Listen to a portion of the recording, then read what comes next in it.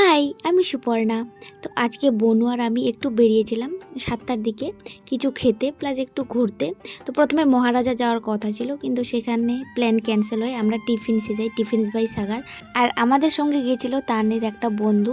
তো আমরা ওর জন্য একটু এখানে ওয়েট করছিলাম। তো তারপরে ভিতরে গিয়ে দেখি যে জায়গা খালি নেই, সব টেবিল বুকিং হয়ে গেছে। তো তার জন্য আমরা বাইরে একটু ওয়েট করছিলাম, ততক্ষণ ওর বন্ধুও চলে আসে। আর কে কে শিলিগুড়ি থেকে আমার ভিডিও দেখতেছো অবশ্যই কিন্তু কমেন্ট করে জানিও।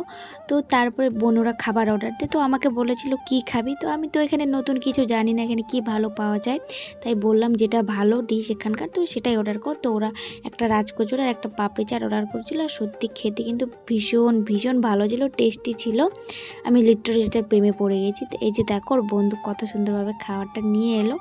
তো দেন সেখান থেকে খেয়ে আমরা আবার একটা মোমোর দোকানে মোমো খেতে গেছিলাম।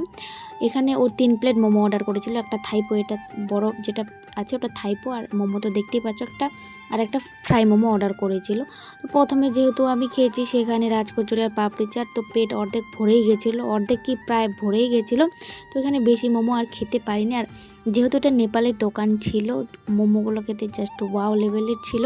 আর আমি কিন্তু থাইপো কোনোদিনও খাইনি, ফার্স্ট টাইম আমি খেলাম। ভীষণ ভীষণ ভীষণ টেস্টি ছিল, মোমোর থেকেও থাইপোটা খেতে বেশি টেস্টি। তো তারপর স্যুপ চলে আসে, গরম গরম স্যুপটা একটু চামচ দিয়ে খাচ্ছিলাম, একটু ইউনিকভাবে, বেশ ভালোই লাগছিল আবার। তো এরকম সুন্দর সুন্দর ভিডিও পেতে হলে আমার চ্যানেলটাকে অবশ্যই সাবস্ক্রাইব করো। আর আমার ভিডিও তোমাদের কেমন লাগে অবশ্যই কমেন্টে জানিও। তো আজকের ভিডিও পর্যন্ত দেখা হচ্ছে নেক্সট কেন ভিডিওতে। ততক্ষণ অবধি তোমরা সবাই ভালো থেকো, সুস্থ থেকো, বাই।